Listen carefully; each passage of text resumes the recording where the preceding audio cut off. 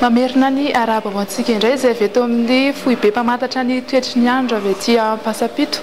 Mahakasika ilay rivo-doza hafa dia anio 9 janoary 2024 tamin'ny 2 ora tolakandro teo dia any amin'ny distriktan'ny Nosy-Varika no misy ny ivony mikisaka amin'ny hafainganam-pandeha 7 kilometatra isan'ora.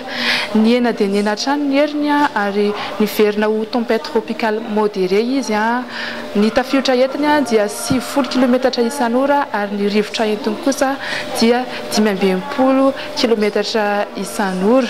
Vinavinaina ivoaka ny distrika Mananjara izy anio alina na Rapitso maraina.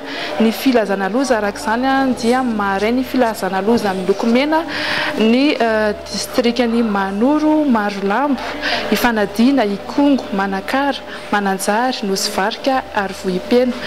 Filazana loza miloko mavo kosa ho an'ny distriktan'ny Ambositra, Fandrina, Manandrina, Befotaka, Farafangana, Bidongy Atsimo, Vangaindrano, Vondrozo, Ambalavao, Ambohimaso, Fianaratsoa voalohany, Isandra, Lalangina, Vohibato, Iakora ary Ivohibe.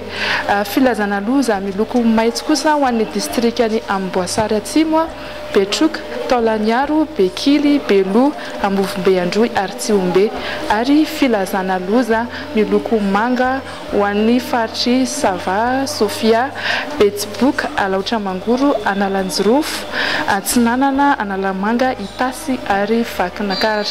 Dia izay indray ny fotoanantsika ho amin'ny anio manome fotoananao afaka fotoana fohy indray feno.